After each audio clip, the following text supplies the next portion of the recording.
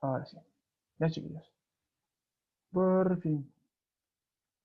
Vamos a entonces a empezar la clasecita de hoy. Dice lectura y escritura especializada. Ya sabemos, ¿cierto?, que esto es especialmente diseñado para ustedes, cuarto medio, pero el propósito es diferente, digamos, del propósito específico de la asignatura.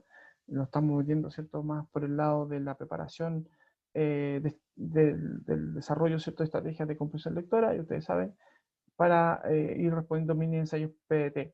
Hoy día hay una novedad con respecto a la clase, la vamos a trabajar, ¿cierto?, esta clase en virtud de, como sale aquí nuestro amigo pensando, la vamos a trabajar en relación a un ejercicio PDT, ¿cierto?, que tiene 4 preguntas nada más.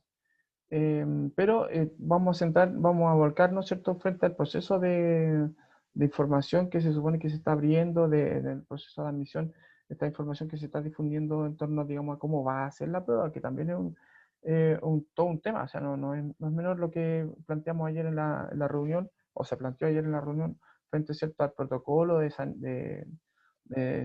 sanidad, ¿cierto?, que se va a aplicar en esta prueba, que también va a ser novedoso. Bueno, ¿qué hicimos en la clase anterior y que hemos hecho las clases anteriores? Practicar y practicar estrategias de comprensión lectora, dándole, ¿cierto?, hasta que salga bien. ¿Qué haremos hoy día? Vamos a ver un ejercicio de comprensión lectora sobre un prólogo, un texto escrito por Mario Vargas Llosa, ¿cierto? Un prólogo al Quijote de la Mancha, así de alto, ¿cierto?, la lectura que vamos a hacer hoy día.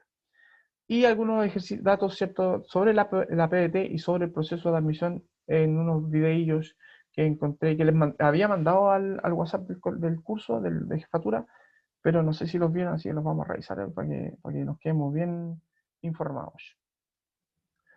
Pregunta si son valiosos estos aprendizajes. Obviamente dice mejorar nuestra comprensión lectora. Siempre es bueno, siempre mejorar en ese sentido. Es como un ejercicio a la mente, ¿cierto? Mientras más ejercitamos, más músculo, ¿cierto?, más materia gris, o mejor desarrollada tenemos nuestra materia gris, bien madurita, ¿cierto? Frente al proceso de admisión, también es importante que estemos bien preparados para que contemos con esa ventaja del que está bien informado, ¿ya? Es súper importante también. Ya, entonces, como les decía, el texto que vamos a revisar hoy es el siguiente. Es un prólogo que escribe Mario Vargas Llosa a la edición de, no sé si la del 2015, la del 2005, parece que es la de 2005, pero que obviamente tuvo otras ediciones. Una edición especial de aniversario, ¿cierto?, del Quijote de la Mancha. Entonces, como es la edición de aniversario, no sé si cumpliendo 500 años o 400 años, no sé, así como súper importante. Eh, Mario Vargas Llosa se le encarga, ¿cierto?, que escriba uno de los tantos prólogos que tiene esta edición especial. Él dice, ¿cierto?, creo que está ahí en la biblioteca esta edición especial, si no me equivoco. Por ahí debe estar, si no lo perdí. Dice, el gran tema del Quijote de la Mancha es la ficción, su razón de ser, perdón, y la manera como ella, al infiltrarse en la vida, la va modelando, transformando. Así, lo que parece a muchos lectores modernos el tema borgiano por antonomasia, es, en verdad, un tema cervantino que siglos después Borges resucitó imprimiéndole su sello personal. Y aquí explico el párrafo. Hay dos autores que son mencionados, obviamente, en las comillas del borgiano, se refiere a Jorge Luis Borges, autor más contemporáneo de nosotros, ¿cierto?, argentino, que pone de manifiesto la idea de la ficción como materia prima, ¿cierto?, para la construcción de sus cuentos, preferentemente, ¿cierto?, escribió muchos cuentos que tiene esta premisa de la ficción, en el borde, ¿cierto?, de lo surrealista incluso. Sino en el surrealismo mismo, o sea, como idea de transformación de la realidad. Ahora, lo que aparentemente es como tema ficcional le pertenece a Borges, en realidad lo que dice el primer párrafo le pertenece a Cervantes, autor del Quijote de la Mancha, que ya en el Quijote de la Mancha, ¿cierto?, hace manifiesto uso, ¿cierto?, de la ficción, eso de mezclar, de filtrarse en la vida real, ¿cierto?, modelándola y transformándola, esa idea, ¿cierto?, de lo ficcional. ¿Ya? Eso dice el primer párrafo. Después dice punto 2, el segundo párrafo. La ficción es tan asunto central de la novela de Cervantes, porque el hidalgo manchego, o sea, Quijote, que es su protagonista, ha sido desquiciado, o sea, ha sido sacado de sus quicios. La etimología de la palabra desquiciar viene, ¿cierto?, de una composición de es, que es sin, o sacado de, y quicios, ¿cierto?, que serían, no sé si cachan las puertas que tienen bisagras. Ya, se supone que hay un fierro que va atravesando la bisagra que permite, ¿cierto?, que la puerta o sea, que la bisagra se abra y se cierre. Un fierro que funciona como engrane, ¿cierto? Ya. Ese fierrito se llama quicio, así de específico. Y se refiere, ¿cierto?, a que cuando las puertas se salían de su lugar, ¿cierto?, de su función, se salen de quicio, o sea, que dejan de ser o de funcionar. Y se refiere, ¿cierto?, a los engranes de la mente, porque dejan de funcionar. La mente deja de operar, ¿cierto? Entonces sale de quicio, o sea, se deschaveta. Bueno, dice, el protagonista que ha sido desquiciado, ¿cierto? También en su locura hay que ver una alegoría o un símbolo antes que un diagnóstico clínico. Por la fantasía de los libros de caballerías y creyendo que el mundo es como lo escriben las novelas de Amedises y de Palmerines, se lanza a él, al mundo, ¿cierto?, en la búsqueda de aventuras que vivirá de manera paródica, provocando y padeciendo pequeñas catástrofes. O sea, él se vuelve loco leyendo novelas de caballeros, de caballerías. Entonces se cree un caballero andante, es como quien leyera hoy día un cómic guardando las proporciones, por supuesto, alguien leyera un cómic y se creyera un personaje de los cómics, que tiene poderes. Y imagínense a alguien que se crea, no sé, un X-Men o Superman y anda en la calle así, como tirando rayos láser con su mirada. Y no tiene ni un rayo, pues entonces toda la gente se reiría de él. Ese aspecto paródico, ¿cierto? El que ocurre el Quijote de la Mancha leyéndose un caballero andante fuera de época. Bueno, él nos saca de esas malas experiencias una lección de realismo, todo lo contrario. Con la inconmovible fe de los fanáticos, atribuye, ¿cierto?, a malvados encantadores que sus hazañas tornen siempre a desnaturalizarse y convertirse en farsas. O sea, dice, todo lo que me está pasando son por poderes extras, ¿cierto?, de mis enemigos. Mis enemigos me hacen creer que la gente no tiene la percepción de lo que yo estoy haciendo como algo bueno. Bueno, al final termina por salirse con la suya. La ficción va contaminando lo vivido y la realidad se va gradualmente plegando a las excentricidades léxico-contextual también, ahí y buscando la etimología de sacar de su centro, excentricidad, desquiciar, lo mismo. Excentricidades y fantasías de Don Quijote.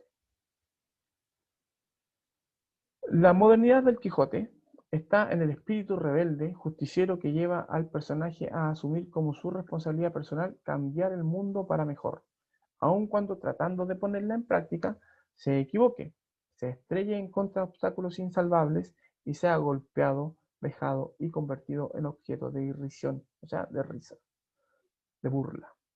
Pero también es una novela de actualidad, porque Cervantes, para contar la gesta quijotesca, revolucionó las formas narrativas de su tiempo y sentó las bases sobre las que nacerá la novela moderna. O sea, a partir de Miguel de Cervantes y el Quijote de la Mancha, se vienen a construir no solo las novelas en lengua castellana, ¿cierto?, las novelas en general, la forma de novela, de libro largo, ¿cierto?, historia larga, extenso desarrollo de los personajes, bla, bla, bla, como lo conocemos, ¿cierto? Eh, Aunque no lo sepan, perdón, los novelistas contemporáneos que juegan con la forma, distorsionan el tiempo, barajan y enredan los puntos de vista y experimentan con el lenguaje, son todos deudores del Quijote. O sea, quien se precie de ser novelista hoy en día, dice Mario Vargas Llosa en su prólogo, se lo debe casi en su totalidad a El Quijote de la Mancha. Y finalmente dice, punto 4, Tal vez el aspecto más innovador de la forma narrativa en el Quijote es la manera como Cervantes encaró el problema del narrador, el problema básico que debe resolver todo aquel que se dispone a escribir una novela. ¿Quién va a contar la historia? La respuesta que Cervantes dio a esa pregunta inauguró una sutileza y complejidad en el género que todavía sigue enriqueciendo a los novelistas modernos, y fue para su época lo que para la nuestra fueron el Ulises de Joyce, de James Joyce. Ulises es una novela capital, ¿cierto? En búsqueda del tiempo perdido de Proust, ¿cierto? O en el ámbito de la literatura más cercana a nosotros, hispanoamericana, Cien años de soledad de García Márquez, o Rayuela, novelaza, ¿cierto?, de Julio Cortázar. Ese parangón hace, ¿cierto?, Mario Vargas Llosa en el prólogo a la edición del 2005, que ha sido reeditada. Yo creo que tengo la del 2015 y por eso me confundí. De Historia del ingenioso hidalgo Don Quijote de la Mancha. Así se llama El Quijote.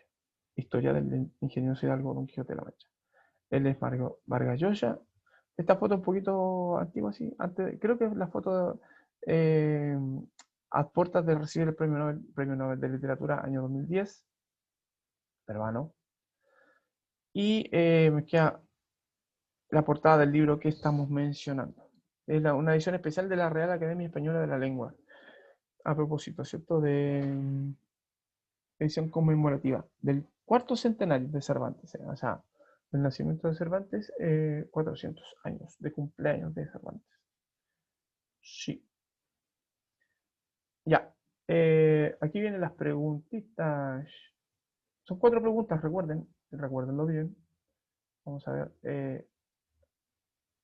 ¿Por qué el síndrome de octavo, Felipe? No entendí. Ah, de lo que estábamos conversando sobre la grabación. Ah, sí. Puede ser.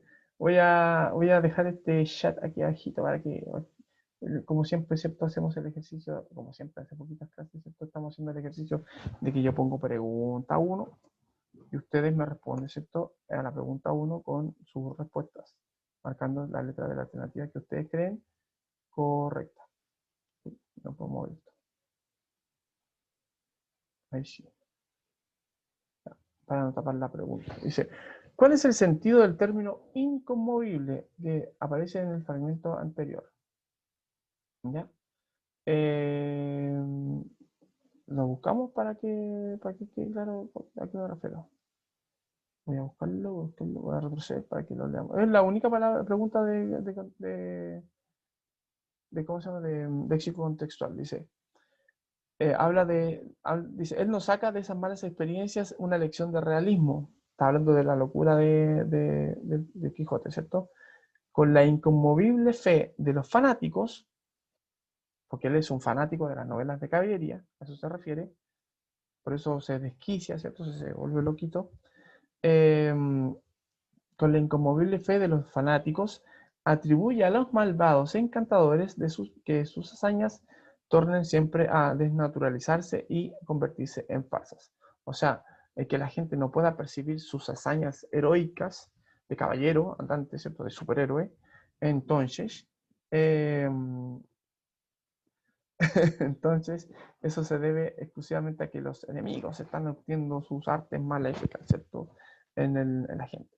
Por eso que no perciben la bondad de sus acciones. Pregunta, entonces, sobre el sentido de la palabra inconmovible, Lorena dice C, inalterable. Vamos a ver las alternativas primero y vamos a ver cómo operamos nuestro ejercicio de léxico contextual en este interpretar, porque esta de léxico es de interpretación. Dice A, permanente, porque la fe de Don Quijote es indestructible y centrada en lo real. Lo sabemos que, por lo que dice el texto, y sabemos por un poquito el antecedente, que Quijote se vuelve loco, pero aquí lo dice, el texto lo reafirma, ¿ya? La información que aparece en el texto es lo que tenemos que manejar como información concreta, ¿cierto? Entonces, claro, él no está en lo real, porque no está su mente en lo real tampoco. B dice, impasible, porque la fe de Don Quijote permite que no sufra en sus hazañas. Ya, no estamos hablando, no es un problema de fe, no estamos hablando no es un problema de creer como espiritualmente, sino de creer conscientemente. Entonces no es un problema de fe, aquí hay que descartar la B. Benjamín Garnica, no es la B. C dice, inalterable, porque la fe de Don Quijote no cambia a pesar de las adversidades. La fe, aquí la idea de fe está vinculada, ¿cierto?, a sus creencias, bueno, no las creencias espirituales, sino las creencias, la palabra fe aquí está usándose contextualmente como sus convicciones, más allá de sus creencias religiosas o espirituales, ¿cierto? Entonces, claro, aquí no sé si la palabra fe está bien usada en ese sentido, que puede generar, por lo que dije recién, porque se usa en 4 formas diferentes la palabra fe. Pues. Dentro de todas las acepciones de la palabra fe, aquí, que no es la palabra que se está poniendo en cuestionamiento, entonces puede generar por una discrepancia. Aquí, la impasividad, ¿cierto? Yo dije a propósito, ¿cierto?, de la idea de lo religioso, de lo espiritual, y habíamos descartado habíamos descartado la respuesta de Benja, que chistoso. Ya, ok. Dice B, intransable, porque la fe de Don Quijote no se vende a la ilusión de lo real. Un poco, demasiado rebuscada, rascada, ¿cierto? Dice, la fe de Don Quijote no se vende a la ilusión de lo real. No, es como, tiene que ver más que con esta idea. Se supone que las personas cuando se desquician, se vuelven locos, y es más o menos lo que hace referencia al texto, nadie lo saca de ahí, po. Dentro de su locura, ¿cierto? Todo tiene una lógica. Y esa lógica opera, ¿cierto?, con ciertas convicciones a la que alude esta fe. Dice, constante, porque la fe de Don Quijote está siempre luchando con la ficción. Ahí está como totalmente fuera de foco de la pregunta. Y del texto, no tiene nada que ver con lo que dice el texto. Entonces, la que está más cerca a la respuesta correcta ha sido hasta ahora la Lorena. No sé si están de acuerdo con lo que dice la Lore. La respuesta correcta es la letra C. Esta es la pregunta, ¿cierto? Y fíjense, es importante que revisen el texto, aunque la respuesta en este caso no está explícitamente en el texto, cómo se va deconstruyendo, cómo se va, ¿cierto?, deshilachando las alternativas, ¿cierto? Lo que dice la descripción de la palabra, o la defensa de la palabra, como se plantea aquí, nos permite repetirnos al texto para entender que el texto tiene una intención específica y no otra, digamos. Entonces, claro, no sale textualmente el cambio de palabras, pero sí sale la definición de ese uso, la justificación, que se puede encontrar como referencia en el texto. La alternativa correcta era la letra C.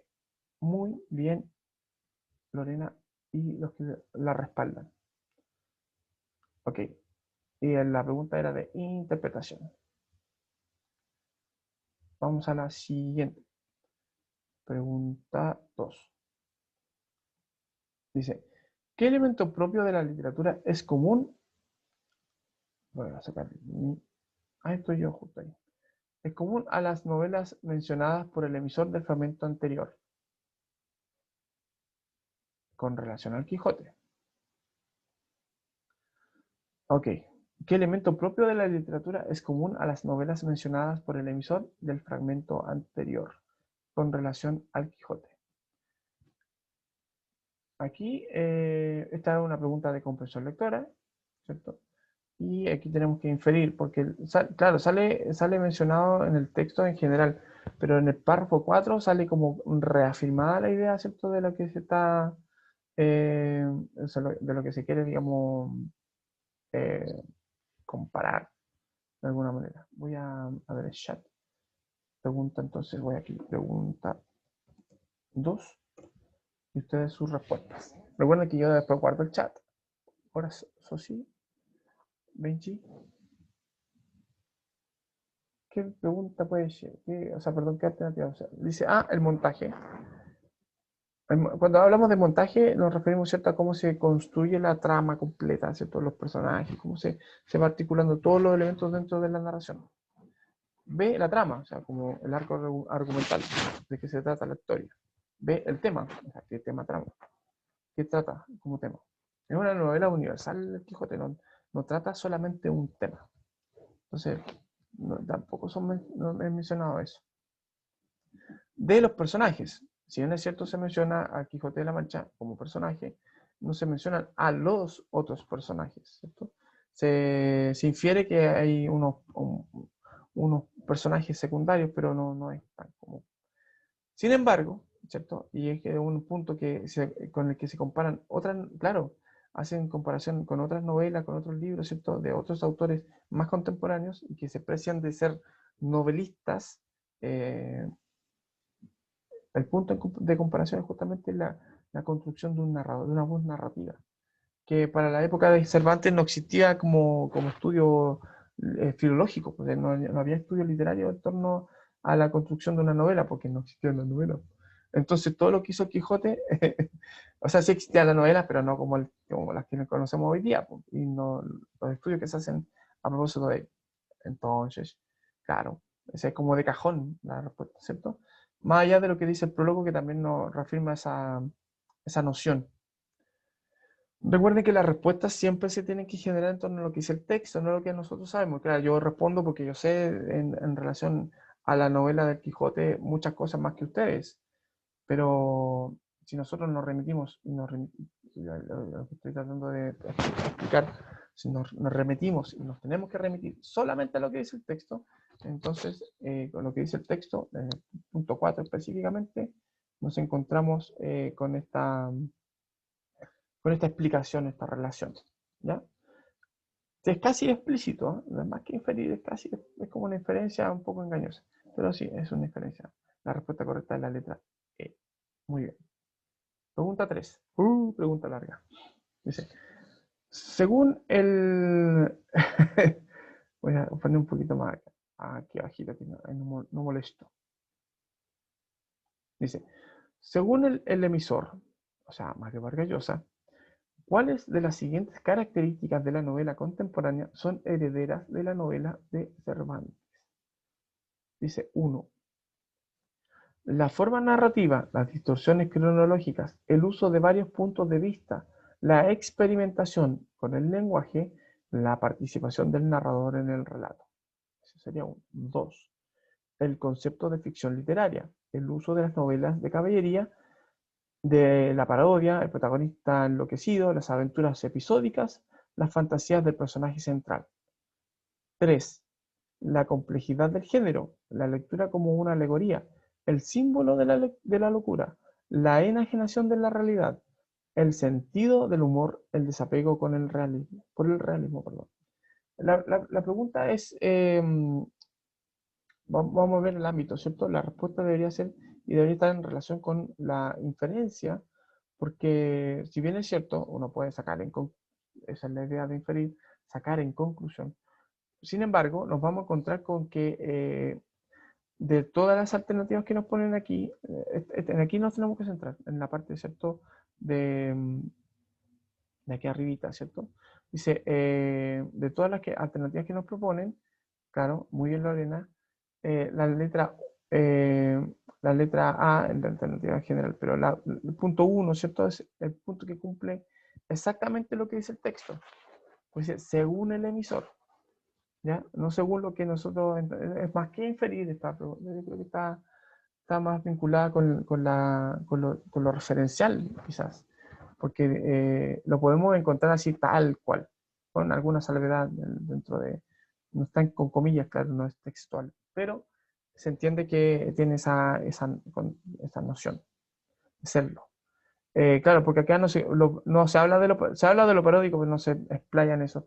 Eh, Se menciona que el protagonista está fuera de quicio, pero las aventuras episódicas y la fantasía del personaje central no están dentro del análisis. Y acá la imaginación de la realidad, el sentido del humor, tampoco está fuera del análisis, ¿cierto? Entonces, no cumple 100% con lo que dice el emisor. Ojo con eso, por descarte, entonces. Debería ser, como dice nuestra querida Lorena, la alternativa A. Muy bien. Alternativa A, entonces, y eso es más que inferir, o menos que inferir, yo creo que más referir, porque está casi textual en el ejemplillo del texto que leímos. Y la última, para que pasemos al vídeo de datos, dice, el texto de Mario Vargas Llosa representa una perspectiva discursiva. Esto, ya, aquí tenemos que reconocer la perspectiva discursiva. Es como un parecido a las perspectivas discursivas que tenían los discursos públicos. La pregunta 4. Ok. Uy, recién no había puesto la pregunta aquí. Dice, 1. Objetiva, pues se limita a informar, evitando opiniones que manifiesten su posición frente a lo expuesto. Ustedes saben que los prólogos no son informativos, son argumentativos en general, porque se supone que uno está defendiendo a un autor. Dentro de las tareas que ustedes tienen, está justamente hacer el prólogo de un libro que a ustedes les guste mucho. Entonces, claro, ya saben más o menos qué nociones se tienen que considerar a la hora de escribir un prólogo. Dice 2, admirativa, porque rescata aspectos positivos tanto del personaje como del autor de la novela. ¿Cierto? Claro, admirativa. 3, dice crítica, ya que marca su pensamiento en una reflexión. Lo que hacen los prólogos es generar, ¿cierto?, una reflexión, inducen al lector a reflexionar en torno a la obra, una obra que es súper conocida, pero que aquí se está presentando como una novedad, ¿cierto? Entonces reflexionemos en torno, es una invitación de, aquí tenemos dos características que pueden ser fundamentales en un prólogo. La objetividad se descarta inmediatamente, los prólogos no son objetivos. De hecho, nosotros sabemos que muchas veces cuando un autor escribe una novela, un libro, ¿cierto?, una obra literaria, le encarga a alguien que escriba el prólogo, pero generalmente ese encargo, si es que no lo hace él mismo, es un encargo de alguien en quien sabe el autor de esa novela, ¿cierto?, que va, o ese libro, esa obra, que alguien que puede confiar en que no lo va a hacer pedazos, o sea, que su comentario crítico va a ser constructivo más que destructivo. Entonces, pierde objetividad eso. O sea, yo le digo, mi señora, ¿me puede escribir el prólogo del libro? Tú me conoces mejor. Entonces, ella va a escribir el prólogo y va a hablar cosas buenas del libro, no cosas malas. ¿Entiendes? Entonces, al descartarse el punto 1, nos centramos en el punto 2. Y lo que hace Mario Vargas Llosa, ¿cierto?, es darle cierta credibilidad a la obra desde el punto de vista admirativo, de la admiración, ¿cierto? Y crítico porque lo que hace es decir, oye, ¿verdad? Pues sí, en relación, el ejercicio que hice yo, pues, en relación tiene harto de fundacional esta novela de Quijote, porque antes de Quijote, mencióname una novela antes del Quijote. Grillos, no hay novelas conocidas, ¿cierto? Entonces es fundacional en ese sentido. Entonces, la pregunta, ¿cierto? 4 nos da la alternativa E como respuesta correcta. Muy bien, Geraldine, muy bien, Lorena. Excelente, ¿cierto?, sus aportes, como siempre. 2, admirativa, y 3, crítica, que es más o menos los fundamentos con los que se tienen que hacer un prólogo. Cumple entonces ahí, bueno, Vargas Llosa es maestrísimo en ese sentido, o sea, ha escrito innumerables prólogos, como incombustibles novelas. Su producción es como muy vasta, entonces sabe de lo que está hablando. Esta es la noticia, ojalá, bueno, por tiempo creo que estamos medio pillados, no sé cuánto dura esta cosilla, voy a ponerle play. A propósito de las fechas, ¿cierto? Ya la generación anterior vivió un estrés por el movimiento social. Creo que este también es un nuevo estrés que puede jugar en contra al momento de rendir la prueba. Isidora dio la PSU a principios de este año, una que no estuvo exenta de problemas y por lo mismo ahora prepara la nueva prueba de transición universitaria. Nunca esperó que este proceso lo viviría en pandemia. Antes se amontonaba harta gente incluso al momento de entrar al colegio en tu sede que te tocaba. Entonces que eso esté más controlado da más seguridad en torno a lo que es la salud también. Es por eso que hoy se conoció el protocolo de resguardo sanitario que contemplará la rendición de esta prueba. Atención, porque ahora se agregará una fecha más. Serán 268.000 los postulantes que se dividirán en dos grupos de manera aleatoria. Uno deberá rendir la PDT los días 4 y 5 de enero, mientras que el segundo lo hará el 7 y 8 del mismo mes.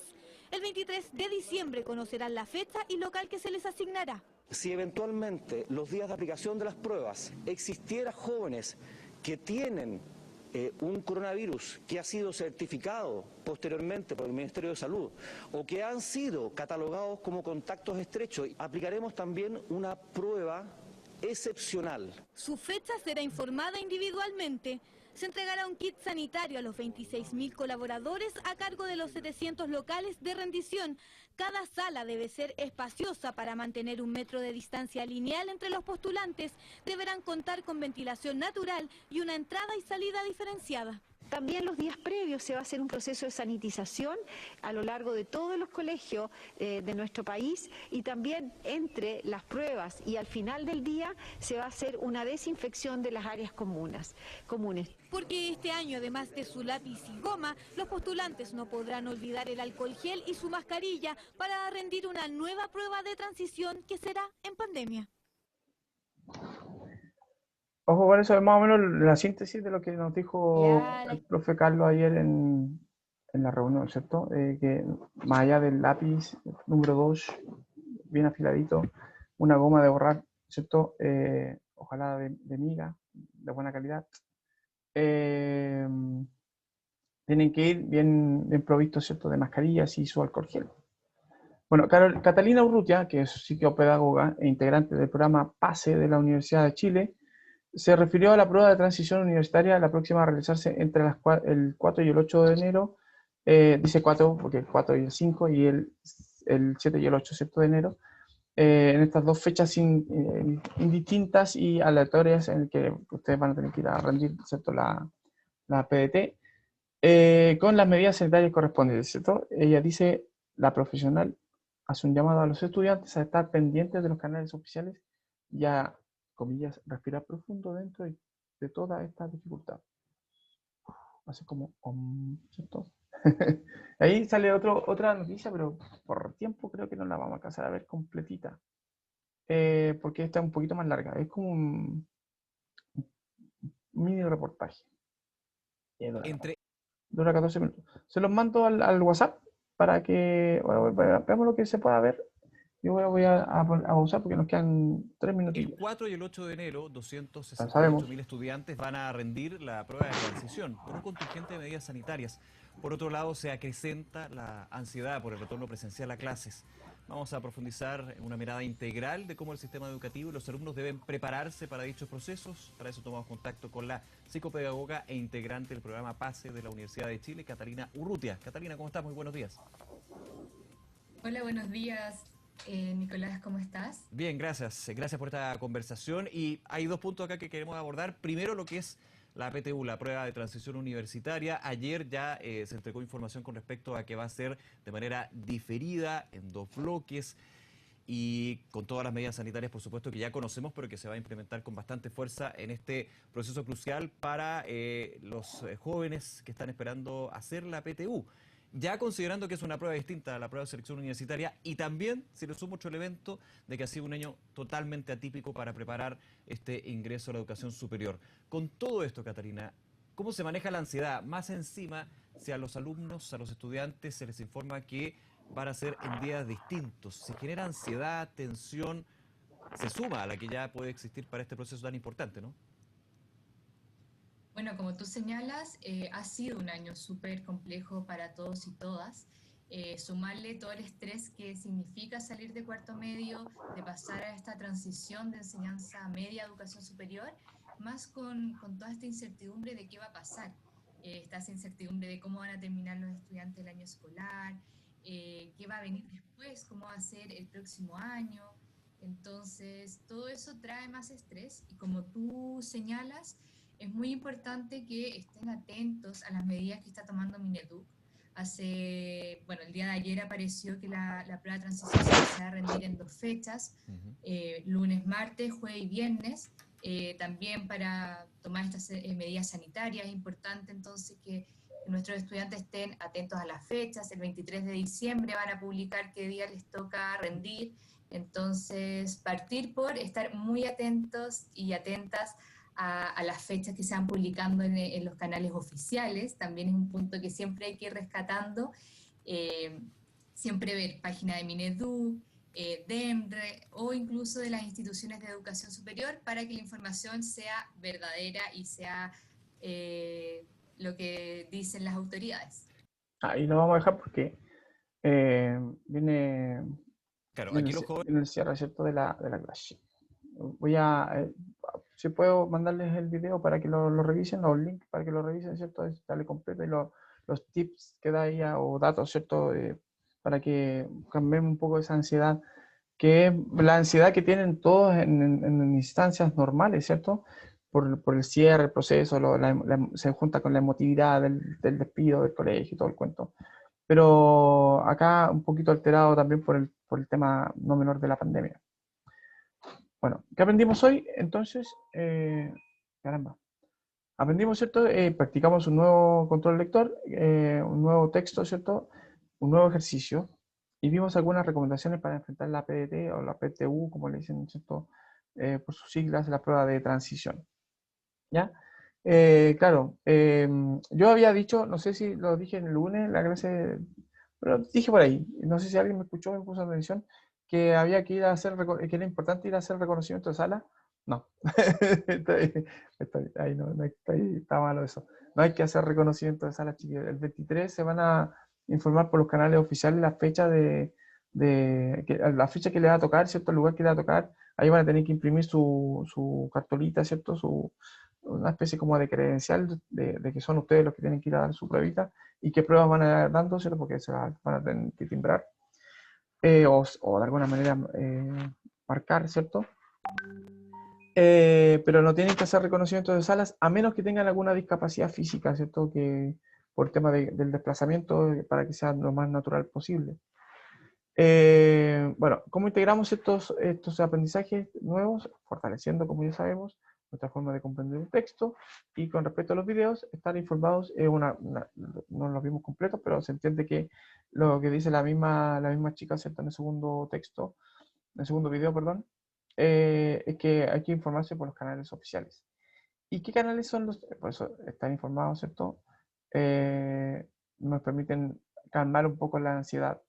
Es un buen dato a propósito. Por eso, PDT, no te tengo miedo. Estoy bien informado, por supuesto. Y finalmente, ¿cierto? Recordatorios y recomendaciones.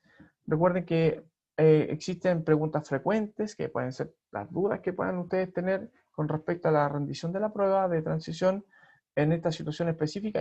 Hay un texto, ¿cierto? Bien desglosado con los puntos, ¿cierto? Más importantes dentro de las que se pueden ser consideradas como dudas en la página del EMRE, para que se metan ahí, vean el texto, hay un calendario también del proceso para que vean en qué punto están ustedes, en relación a las fechas que se vienen, para que estén preparados, ¿cierto? Las vayan marcando, vayan haciendo un calendario en sus celulares, ¿cierto? Vayan marcando allí qué tienen que hacer qué día para que no se les vaya a olvidar, ¿ya? Súper importante que tengan bien ordenadito eso para que vayan, ¿cierto? Al pie del cañón, dando lo que se les pide, chicos. Creo que eso es todo, sí, eso es todo. Nos vemos el lunes. Lunes, clase especial en torno a la obra La Mala Clase. Recuerden que, a propósito de mala clase, o sea, mala clase, lean el libro, vean la obra, les mandé los videos. Está el texto, el PDF, ¿cierto? Que tiene 30 páginas, es una cosa súper pequeña, no muy extenso, una obra súper entretenida también, para que la vean y la disfruten y se rían y se vean ustedes también reflejados, esa es la idea, ¿ya? Cuídense harto, chiquititos. Sí, tienen que ser, ese corazón tiene que ser bien power para que todo lo que venga en adelante sea para bien y después lo cuenten como anécdota, ¿cierto? De que sobrevivieron a una pandemia y y estuvieron a la altura de las circunstancias. Los quiero mucho, chiquillos. Un abrazo grande. Chao, profe, gracias. Muy bien. Chao, profe. Que gane Colo Colo. Y la hago también.